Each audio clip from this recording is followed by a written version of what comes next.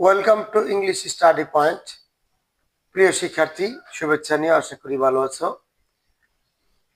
English study পয়েন্টে স্বাগতম। আজকে তোমাদেরকে দেখাবো কিভাবে ভয়েস চেঞ্জ করতে হয়। তো প্রিয় শিক্ষার্থী, আমরা কিন্তু ভয়েসের জগতে ঢুকে গেলাম। প্রেজেন্ট ইনডিফিনিট টেন্সের ভয়েস চেঞ্জের মাধ্যমে তোমাদেরকে আমি ভয়েস চেঞ্জ শেখাবার কার্যটা শুরু করলাম। এর আগে কিন্তু আমরা তোমাদেরকে ভয়েস কাকে বলে, ভয়েস কত প্রকার, কি কি এবং ভয়েস চেঞ্জ করার জন্য কয়টি কাজ তোমাদেরকে কিন্তু শিক্ষা দিয়েছি। তোমরা ওই ক্লাসগুলো ভালো করে আবার দেখে নেবে। তবে আমি তোমাদেরকে আবার বিষয়টা স্মরণ করিয়ে দিচ্ছি। অ্যাক্টিভ থেকে প্যাসিভ করার জন্য তোমাকে কাজ করতে হবে মোট 5টি। এক নম্বরে হলো অ্যাক্টিভ ভয়েসের অবজেক্ট, প্যাসিভ ভয়েসের সাবজেক্ট হবে, টেন্স অনুযায়ী সাহায্যকারী ভার্ব এবং ভার্ব ফ্রি হবে, অর্থাৎ ভার্ব এর পাস্ট পার্টিসিপল ফর্ম হবে বাই, এবং প্যাসিভ ভয়েসের সাবজেক্টটি অ্যাক্টিভ ভয়েসের সাবজেক্টটি প্যাসিভ ভয়েসের অবজেক্ট হিসেবে বসাতে হবে। যদি সাবজেক্টটি নাউন হয় তাহলে নাউনই বসবে, প্রোনাউন হলে পরিবর্তিত হয়ে বসবে। এই হলো থিওরি। তো আসো সুন্দর মতো আমরা ঢুকে যাই। কোথায় ঢুকবো? আমরা ভয়েসের জগতে ঢুকছি। প্রথমে আমরা তোমাদেরকে প্রেজেন্ট ইনডিফিনিট টেন্সের ভয়েস চেঞ্জ করার নিয়মটা শিখাবো। তো প্রিয় শিক্ষার্থী, আসো আগে আমরা একবার মনে করে দেই যে প্রেজেন্ট ইনডিফিনিট টেন্সের গঠন ছিল কি? Subject plus verb one plus object. Subject যদি থার্ড পারসন সিঙ্গুলার নাম্বার হয়ে থাকে তাহলে তার মূল ভার্বের সঙ্গে এস বাই এস যুক্ত হবে। তো প্রিয় শিক্ষার্থী, যে বাক্যটি অ্যাক্টিভে থাকবে সেটা কিন্তু সাহায্যকারী ভার্ব নেই। প্রেজেন্ট ইনডিফিনিট টেন্সের সাহায্যকারী ভার্ব নেই। কখন? অ্যাক্টিভ ভয়েসে।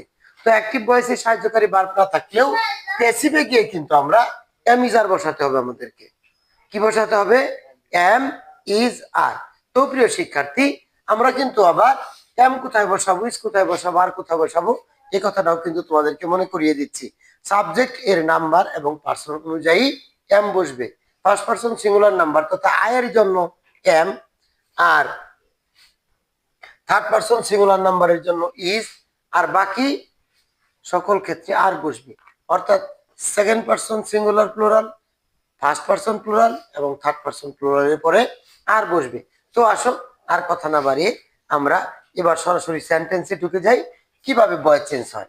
তো আমরা লক্ষ্য করি, প্রথম সেন্টেন্সটা লিখেছি Rahim makes a garden. Rahim makes a garden. তো a garden is made by Rahim. ওই যে তিনটা সাহায্যকারী ভার্ব এমিজার, এমিজার থেকে ইজ বসেছে, অর্থাৎ এ গার্ডেন এই সাবজেক্টটা এখন হয়েছে কি? Third person singular number. So এখানে কি বসছে? ইজ বসছে। তাহলে a garden is made by Rahim. Okay, a garden is made by Rahim. এখানে আমরা বাইটা লিখেছি শর্ত অনুযায়ী। এই যে অবজেক্টটা সাবজেক্ট, টেন্স অনুযায়ী সাহায্যকারী ভার্ব, মূল ভার্বের third form plus by plus object. এই দেখো 5 কাজ করে করে আমাদেরকে ভয়েস চেঞ্জ করতে হচ্ছে। এখানে লক্ষ্য করো, দে ব্রিং সাম বক্সেস।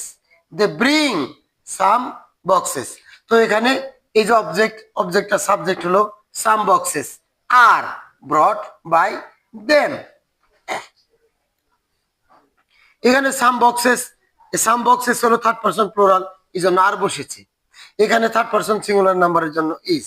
তো হলো সাম বক্সেস আর ব্রট বাই দেম। 3 নাম্বার উদাহরণটা দেখো, হি কলস মি। এটা একটা ব্যতিক্রম ধর্মী বাক্য। হি কলস মি, এটা রূপান্তরিত হয়ে I am called by him. I am called by him. আমরা চতুর্থ বাক্যটি যদি দেখি, দেখবো এখানে লেখা আছে you see a bird. You see a bird. তাহলে a bird is seen by you. You থাকলে ইউ হবে এবং নাউন থাকলে নাউনই হবে, কিন্তু বাকি প্রোনাউন গুলো পরিবর্তন হবে। আই থাকলে মি, হি থাকলে হিম, সি থাকলে হার, দে থাকলে দেম। এই তো প্রিয় শিক্ষার্থী, আমরা কিন্তু তোমাদেরকে অলরেডি প্রেজেন্ট ইনডিফিনিট টেন্সের ভয়েস চেঞ্জ করা শিখাই ফেলেছি। তোমরা এটা বারবার চর্চা করো।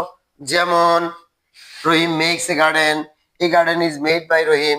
এখানে যদি লেখো আই ইটস রাইস, তাহলে হবে rice is eaten by me.